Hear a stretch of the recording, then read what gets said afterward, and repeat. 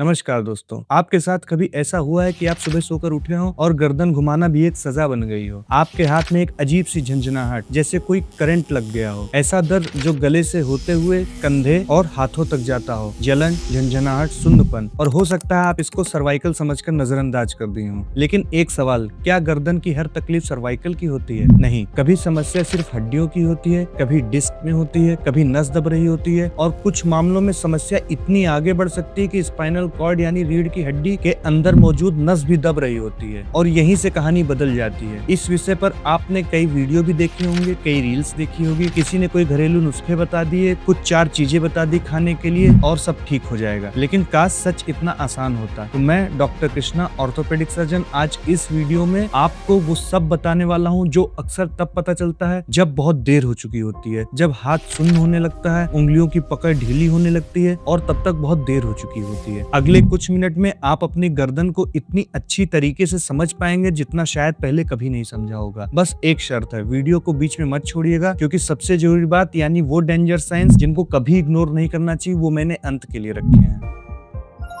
चलिए, सबसे पहली बुनियादी बात, जरा एक काम कीजिए, अभी इसी वक्त अपने सर को हल्का सा आगे झुकाइए, जैसे आप मोबाइल देख रहे हो। महसूस हुआ गर्दन के पीछे थोड़ा खिंचाव। अब सोचिए आपका सिर लगभग 5 किलो का है, एक तरबूज जितना, और आपकी पतली सी गर्दन दिन रात इसे संभालती है। जब आप सीधे बैठते हैं तो यह 5 किलो का वजन सीधा रीढ़ पर पड़ता है, जो कि बैलेंस्ड होता है। लेकिन जैसे आप सर को आगे झुकाते हैं, यही वजन आपकी गर्दन पर अनबैलेंस्ड तरीके से पड़ने लगता है। कहने का मतलब है, ज्यादातर गर्दन का दर्द किसी बीमारी से नहीं, बल्कि पोस्चर यानी बैठने उठने के गलत तरीके से और मांसपेशियों की थकान से शुरू होता है। लेकिन यही एक सवाल उठता है, अगर यह सिर्फ मांसपेशियों की थकान है तो कुछ लोगों का दर्द आराम करने पर ठीक हो जाता है और कुछ लोगों को हाथों तक, उंगलियों तक क्यों फैल जाता है? इसका जवाब छुपा है आपकी रीढ़ की एक छोटी सी बनावट में। आपकी गर्दन में 7 हड्डियां होती हैं, इन्हें सर्वाइकल वर्टिब्रा कहते हैं। इन हड्डियों के बीच में होते हैं छोटे छोटे गद्दे, जैसे ईंट के बीच रबड़ का कुशन, इसे कहते हैं डिस्क। इस डिस्क का काम होता है झटके सोखना। आप उछले, दौड़े, खेलें या सर हिलाएं तो ये झटकों से आपकी रीढ़ को बचाती है। अब उम्र के साथ जैसे नई चप्पल का सोल धीरे धीरे घिस जाता है, वैसे ही डिस्क भी उम्र के साथ सूखती है और हड्डियों के किनारे छोटे छोटे उभार भी आ सकते हैं, जिसको सर्वाइकल स्पॉन्डिलोसिस कहते हैं। और यही पहला मिथ है, ये कोई डरावनी बीमारी नहीं है, ये उम्र के साथ होने वाला सामान्य बदलाव है। 60 साल की उम्र तक लगभग हर दूसरे इंसान की रिपोर्ट में आपको ये शब्द लिखा मिलेगा। अब दूसरा शब्द, वो है डिस्क बल्ज। जब वो गद्दी अपनी जगह से थोड़ा बाहर की ओर उभर जाए, जैसे टायर में एक जगह से हल्का गुब्बारा निकल आए, उसे कहते हैं डिस्क बल्ज। और अगर वो और बाहर निकल आए तो उसे कहते हैं डिस्क हर्निएशन या प्रोलैप्स। अब आप सोच रहे होंगे, तो दर्द तो इसी से होता होगा ना? यही असली खेल है, क्योंकि डिस्क बल्ज हर बार दर्द नहीं देता है। दर्द तब शुरू होता है जब वो उभार किसी खास चीज को दबाने लगता है, और वो खास चीज क्या है, यही मामला थोड़ा गंभीर होने लगता है। आगे बढ़ने से पहले मैं आपको बता दूं, ये चैनल एक साइंटिफिक डेलिब्रेशन है और मैं आपसे रिक्वेस्ट करूंगा, इसे लाइक करिए और सब्सक्राइब करिए। चलिए आगे बढ़ते हैं। आपकी रीढ़ से निकलती हैं नसें,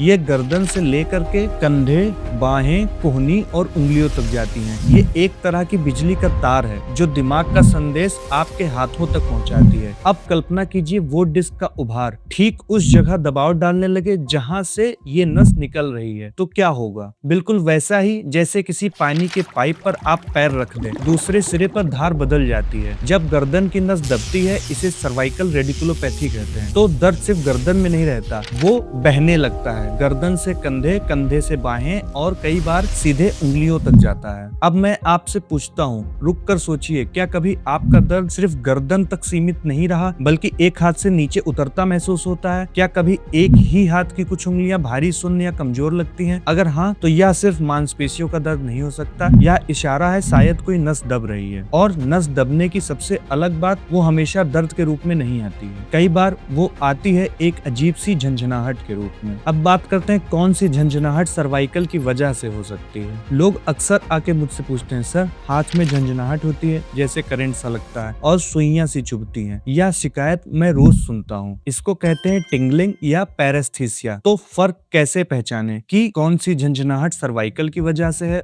और कौन सी किसी और कमी की वजह से। इसके लिए 3 सुराग हैं। पहला, अगर झंझनाहट एक हाथ में है और खासकर उंगलियों में, अंगूठे की तरफ या छोटी उंगली की तरफ, तो सर्वाइकल की आशंका बढ़ जाती है। दूसरा, अगर गर्दन को एक खास दिशा में घुमाने या मोड़ने पर झंझनाहट बढ़ जाती है तो प्रॉब्लम गले में है। तीसरा, लेकिन अगर झंझनाहट दोनों हाथों में एक जैसी है या पैरों में भी है या रात में हथेली में झंझनाहट की वजह से नींद खुल जाती है तो आपको सावधान होना है, क्योंकि ये सर्वाइकल के अलावा डायबिटीज, विटामिन B12 की कमी या कोई और समस्या हो सकती है, जिस पर हमने अलग से वीडियो बनाया है। आप आई बटन पे क्लिक करके इसके बाद देख सकते हैं। तो देखा आपने कैसे एक ही लक्षण झंझनाहट पर वजह उसकी अलग अलग हो सकती है, इसलिए खुद से डायग्नोसिस करना खतरनाक है। पर सर्वाइकल सिर्फ हाथों तक सीमित नहीं रहता। कभी सोचा है कि आपका बार बार होने वाला सरदर्द या हल्का चक्कर कहीं आपकी गर्दन से तो नहीं जुड़ा है? अब बात करते हैं सर्वाइकल और सरदर्द या चक्कर का क्या संबंध है। बहुत से लोग सालों तक सरदर्द की गोलियां खाते रहते हैं और असली वजह उनके गर्दन में छुपी होती है। गर्दन के ऊपरी हिस्से की नसें और मांसपेशियां सर के पिछले हिस्से से जुड़ी होती हैं। जब गर्दन की मांसपेशियां घंटों झुककर काम करने से लगातार तनाव में रहती हैं, तो खिंचाव सर के पीछे तक पहुंच जाता है। इसे कहते हैं सर्वाइकोजेनिक हेडेक, गर्दन से पैदा होने वाला सरदर्द। इसकी पहचान अक्सर गर्दन के पीछे या सर के पिछले हिस्से से शुरू होकर ऊपर चढ़ता है। कई बार ये दोनों तरफ होता है या कई बार ये एक तरफ होता है। और दूसरा, चक्कर। अब बात करते हैं चक्कर की। इसके लिए मैं बोलूंगा कि कुछ मामलों में गर्दन की समस्या में हल्का फुल्का असंतुलन हो सकता है, लेकिन चक्कर की और भी कई वजहें हैं जो ज्यादा कॉमन है। कहने का मतलब है कि कान की अंदरूनी गड़बड़ी या ब्लड प्रेशर या खून की कोई कमी, इसको नजरअंदाज नहीं करना चाहिए। साथ ही सर्वाइकल में चक्कर जनरली बहुत कम मिलता है, इसलिए आपको अगर चक्कर भी आ रहा है तो उसके लिए सिर्फ वीडियो मत देखिए, आपको किसी न किसी डॉक्टर की सलाह जरूर लेनी चाहिए, या आप नीचे दिए गए नंबर पर कॉल करके हमसे पर्सनल कंसल्टेशन कर सकते हैं। अब हम बात करते हैं कि कब समस्या स्पाइनल कॉर्ड तक पहुंच जाती है। अब तक हम बात कर रहे थे नसों की जो रीढ़ के बाहर निकलती हैं, लेकिन रीढ़ के बीचों बीच एक और बेहद नाजुक चीज होती है जिसको हम स्पाइनल कॉर्ड कहते हैं। यह समझ लीजिए, स्पाइनल कॉर्ड आपके दिमाग और पूरे शरीर के बीच का मुख्य हाईवे है। हाथ पैर, चलना, पकड़ना, संतुलन सब इसी रास्ते से चलता है। जब डिस्क का उभार बहुत बढ़ जाता है या घिसाव इतना हो जाता है कि दबाव उस मुख्य कॉर्ड पर पड़ने लगता है तो मामला अलग स्तर तक पहुंच जाता है। इसको सर्वाइकल माइलोपैथी कहते हैं। अब सबसे बड़ी बात, माइलोपैथी अक्सर तेज दर्द के साथ नहीं आता, वो चुपचाप आता है, धीरे धीरे, इसलिए लोग पहचान नहीं पाते हैं। तो अब सवाल है कि इसको पहचाने कैसे? इन्हें दिल से याद रखिए अब जो मैं आगे बोलने वाला हूँ। शर्ट के बटन लगाने में या सिक्का उठाने में अटपटा लगने लगे या हाथों में कमजोरी महसूस हो, चलते समय लड़खड़ाना, संतुलन बिगड़ना, हाथ से चीजों का बार बार गिरना, चाय का कप, पेन या मोबाइल, और गंभीर मामलों में पेशाब या शौच पर नियंत्रण का कम होना। अगर ये लक्षण दिखें तो इंतजार बिल्कुल मत करिए, पर घबराने की जरूरत नहीं है, क्योंकि इन सब का पता लगाने के लिए एक साफ तरीका है और वो है MRI, पर उसे सही तरीके से समझाता कोई नहीं है। अब सवाल है कि MRI में क्या देखना चाहिए। MRI रिपोर्ट हाथ में आते ही ज्यादातर लोग गूगल खोलते हैं और बड़े बड़े शब्दों को सर्च करते हैं और आधे घंटे में खुद को एक गंभीर मरीज मान लेते हैं। ऐसे में मैं आपसे ये कहूंगा कि रुकिए, आज मैं आपको बताता हूँ असल मायने में MRI की रिपोर्ट कितनी इंपॉर्टेंट है और उसमें क्या देखना चाहिए। पहली, डिस्क कहाँ और कितनी उभरी है। दूसरा, वो नस के रास्ते को निकलना दबा रहा है या नहीं, जिसको फोरामिनल नैरोइंग या स्टेनोसिस कहते हैं। तीसरा और सबसे अहम, क्या कॉर्ड पर दबाव है, और अगर दबाव है तो कितना है, या कोई कॉर्ड पर चेंजेस भी दिख रहे हैं। और तीसरा ही असली गंभीरता तय करती है। इसलिए मैं आपसे कहूंगा कि MRI देखते ही अब तुरंत परेशान मत होइए, और MRI का इलाज नहीं होता है, इलाज होता है मरीज का। रिसर्च साफ बताती है कि बहुत से ऐसे लोग हैं जिन्हें कोई दर्द नहीं होता, उनकी MRI में डिस्क बल्ज अक्सर लिख करके आता है। ये उतना ही आम है जितना उम्र बढ़ने के साथ बाल पकना। इसलिए अच्छा डॉक्टर कभी रिपोर्ट देखकर इलाज नहीं करता है। हम देखते हैं कि आपके लक्षण क्या है और वो आपकी रिपोर्ट से मेल खाते हैं कि नहीं। अगर डिस्क बल्ज है लेकिन तकलीफ हल्की है तो घबराने की जरूरत नहीं है, पर कभी कभार रिपोर्ट बिल्कुल नॉर्मल होती है लेकिन प्रॉब्लम ज्यादा होती है, उसे हल्के में नहीं लेना चाहिए। तो अब सवाल है कि इलाज क्या है। दवा, एक्सरसाइज, फिजियोथेरेपी या इंजेक्शन, इसमें से क्या सही है और कहां पर लोग अपना ज्यादा वक्त बर्बाद करते हैं। चलिए अब बात करते हैं दवा, एक्सरसाइज और फिजियोथेरेपी की। अब असली काम की बात, यही सबसे ज्यादा गलतियां होती हैं। पहले एक बड़ा मिथ क्लियर करता हूं। बहुत से लोग सोचते हैं कि दर्द है तो पूरा आराम करो या कॉलर लगा के अपनी गर्दन को जकड़ लो। यह ज्यादातर मामले में गलत है। लगातार हफ्तों तक तक कॉलर पहनने से गर्दन की मांसपेशियां कमजोर हो जाती हैं। तेज दर्द में थोड़े से समय के लिए तो ये ठीक है, पर आदत बना लेना उल्टा नुकसान करता है। दवा शुरुआती दर्द और सूजन में काम करती है, लेकिन इसको हमेशा सलाह पर ही लेना चाहिए। बट इतना याद रखिए कि दवा सिर्फ दर्द को दबाती है, उसके जड़ को नहीं। और खासकर ज्यादा लंबे समय तक दवा हमेशा किडनी और पेट के लिए हानिकारक भी होती है। पर इसका असली इलाज क्या है? एक्सरसाइज और फिजियोथेरेपी। ज्यादातर सर्वाइकल मामलों में गर्दन और कंधे की एक मजबूत करने वाली एक्सरसाइज, जिसको हम स्ट्रेंथनिंग एक्सरसाइज कहते हैं, पोस्चर करेक्शन और फिजियोथेरेपी, ये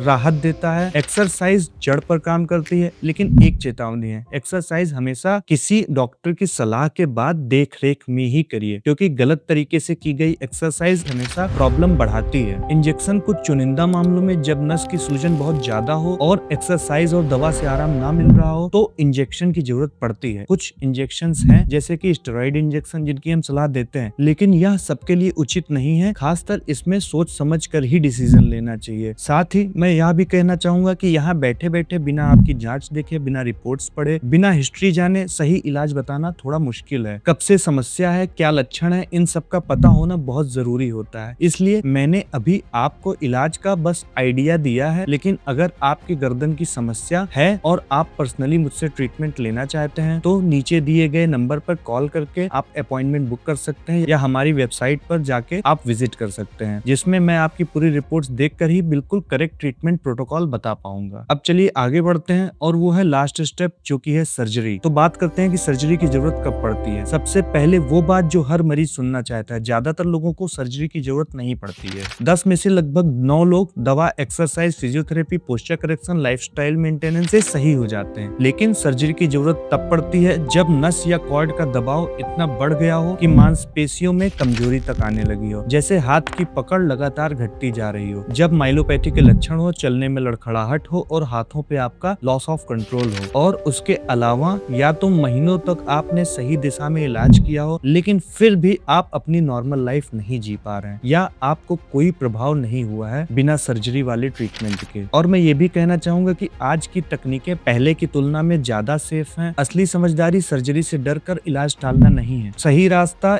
एक स्पाइन स्पेशलिस्ट ही बता सकता है। अब हम आप पहुंचे हैं सबसे जरूरी हिस्से की ओर, जिसके लिए मैंने शुरुआत में कहा था कि वीडियो मत छोड़िएगा। चलिए उनके बारे में बात करते हैं। कौन से ऐसे डेंजर साइंस हैं जिनको बिल्कुल इग्नोर नहीं करना चाहिए, और इनको ध्यान से सुनिए। अगर इनमें से कोई भी लक्षण दिखे तो देखते हैं ठीक हो जाएगा वाली सोच मत रखिए। ये रेड फ्लैग्स हैं या डेंजर साइंस हैं, इनको मिलते ही तुरंत डॉक्टर को दिखाइए। पहला, हाथ या पैर की मांसपेशियों में बढ़ती हुई कमजोरी, पकड़ ढीली होना, चप्पल पैर से फिसलना। दूसरा, चलते समय संतुलन बिगड़ना या बार बार लड़खड़ाना। तीसरा, दोनों हाथों में या दोनों पैरों में एक साथ सुन्नपन या झंझनाहट होना। चौथा, हाथ का अनाड़ीपन या बटन या चाबी या सिक्के या कोई भी छोटा काम उंगलियों से करने में दिक्कत होना। पांचवा, जो सबसे गंभीर है, पेशाब और मल के रास्तों पर नियंत्रण न होना। अगर इनमें से कोई भी लक्षण है तो वीडियो यहीं रोकिए और डॉक्टर से समय पर मिलिए। अगर आपको आज के वीडियो में सिर्फ एक बात याद रखनी हो, तो वो यह है कि आपकी गर्दन आपको संकेत देती है, हमेशा पहले से। वो अचानक धोखा नहीं देती है, और हम में से ज्यादातर लोग उसको नजरअंदाज कर देते हैं या अनसुना कर देते हैं। आज के बाद अब आपकी गर्दन आपसे कुछ भी कहे तो उसे सुनिएगा। थोड़ा सीधे बैठिए, मोबाइल को आंखों के लेवल पर रखिए, लैपटॉप को आंखों के स्तर पर रखिए, और बीच बीच में गर्दन को आराम दीजिए, क्योंकि यह 5 किलो का सर इतने सालों से आपकी गर्दन संभाल रही है, तो अब बारी है आपको उसका ख्याल रखने का। ये तो रही बात हाथों के झंझनाहट की, लेकिन अगर आपको सेम प्रॉब्लम हाथों में ना होकर के पैरों में जाता है, जांघों से होते हुए घुटने में या पैरों की एड़ियों तक, तो ये सियाटिका हो सकता है, जिस पर हमने पूरी सीरीज बनाई हुई है। इस पे आई बटन पे क्लिक करके आप वीडियो को देख सकते हैं। और अगर आप चाहते हैं कि मैं ऐसे ही आसान भाषा में शरीर की समस्याएं, कमर दर्द, घुटने का दर्द और जोड़ों से जुड़ी दिक्कतें आपको समझाता रहूं, तो चैनल को प्लीज सब्सक्राइब कीजिए। अपना ख्याल रखिए, सीधा बैठिए। मिलते हैं अगली वीडियो में। धन्यवाद।